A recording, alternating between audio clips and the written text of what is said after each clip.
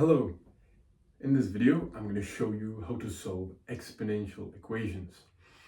Exponential equations are equations that have a base and an exponent. The most common way to solve exponential equations is to somehow have the same base and these bases being equal to each other and then applying a logarithm. So this is exactly what we're going to use for our first equation. Our equation, when we look at it, at first glance, it may look slightly difficult, but it's actually not that hard because we can simplify the whole equation. So what we're gonna do is, instead of writing 2 with this exponent, we're gonna simplify it by using this. So whenever we have an exponent and we add some number or we subtract it, it's basically the same as saying we multiplied this number by the same base with that exponent, right?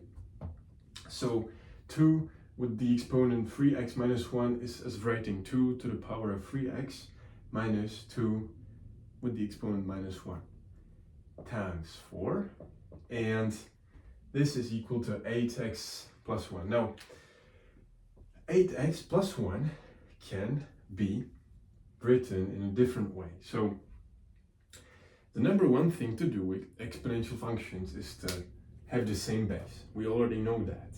And there is one number that's common for all these four, like bases, right? And that number is 2, because every single one of these numbers or these bases is basically can be divided by 2. And so 8 can be written down as 2 to the third power. And then we have the exponent we had before, so x plus 1. And for the rest of the equation, we're going to use the same method. So 1/2 and the whole thing to the power of x.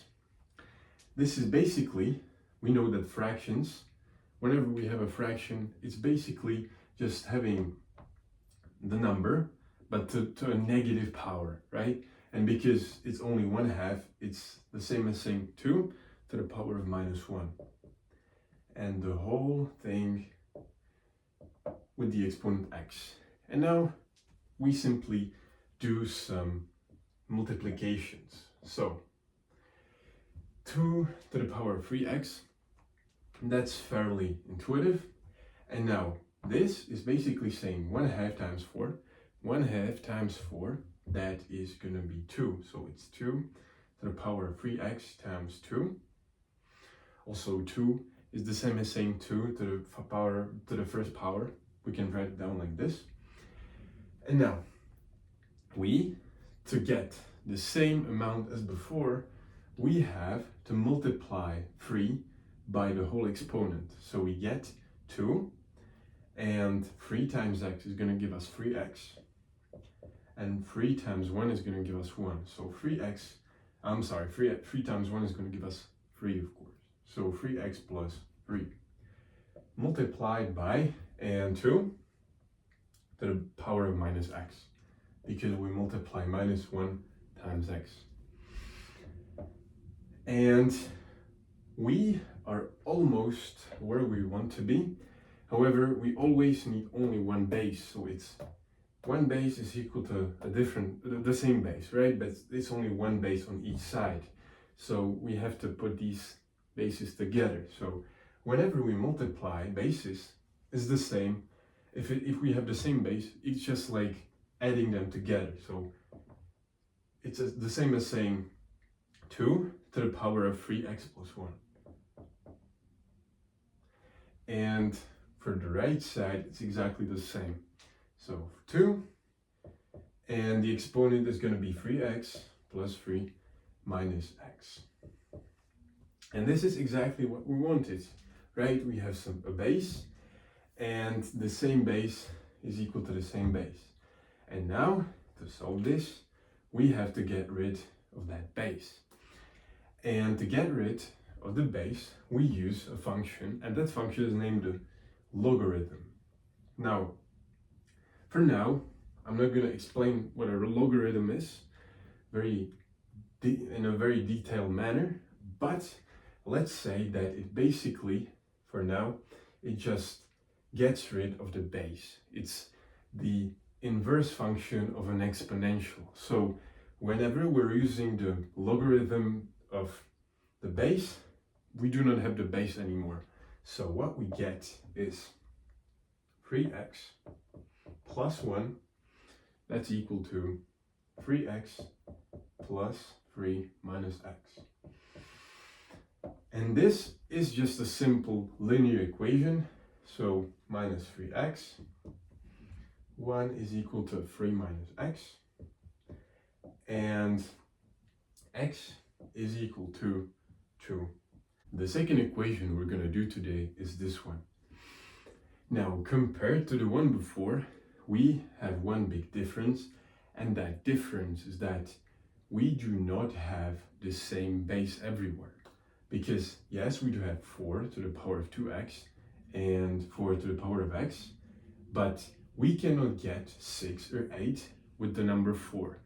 So this is why we're going to use a different method, and that method is called substitution. So what this method basically does is that we take one number, or in our case, a number with an exponent, and we're gonna, replace it with some different letter. So now we have 4 to the x and 4 to the x. So what I'm gonna do is that I'm going to write down that 4 to the x is equal to something else. So it's equal to a, for example, right? It doesn't matter, it can be b, it can be y, but for our purposes, I'm just gonna name it a, and I'm just gonna say that that's my substitution. Now, what this basically tells us is that 4 to the x is a, so we can write it down in our equation. And before we do that, we have to change a bit our exponents so that it's clear what we're doing. So 4 to the power of 2x is the same as 4 to the power of x, and the whole thing to the second power. So this is the right way to write it down. And we continue with the rest of the equation and use our substitution. So 4 to the x is equal to a, and get a squared minus 6 times a plus 8. And now this, I think that you know what this is. This is a simple quadratic equation, and we do not even have to use the quadratic formula here, because we can use the method where we use only parentheses and algebra. So we need to get two numbers that when we add them together they give us minus 6, and when we multiply them together they give us 8. And in our case it's going to be minus 4 and minus 2. Now let's just check it if it's the right answer. So a times a is a squared, a times minus 2 is minus 2a, minus 4a, so that's going to be minus 6a, and minus 4 times minus 2 is 8. So this is the right answer. And what is a going to be equal to? So a1 is going to be equal to 4, and a2 is going to be equal to 2. And this is just what we were looking for. However, we do not want a, but we want to know what 4 to the power of x is equal to, right? We're not interested in a, so we're just going to do a different equation. And that equation is 4 to the power of x is equal to a, and we know that a is equal to 4. Now, to solve exponential functions or equations, we always need to have an exponent. And when we have a number, for example 4, to write it down with an exponent, we just add a 1 as an exponent, because anything to the power of 1 is going to give us the same number. So we can write it down like this. To get rid of the base, we apply the logarithm, function, and we get that x is equal to 1. So our first answer is that x1 is equal to 1, and for our second answer, we do the same. So 4 to the power of x is equal to, and our second answer was a2 is 2. So 4 to the power of x is equal to 2. And we have to find the same base.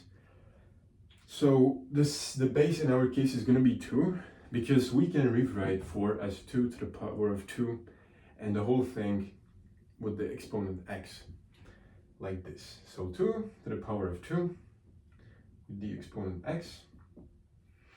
I'm also going to write down that 2 is the same as 2 to the power of 1, because we can do that. And what we get is 2 to the power of 2x is equal to 2 to the power of 1.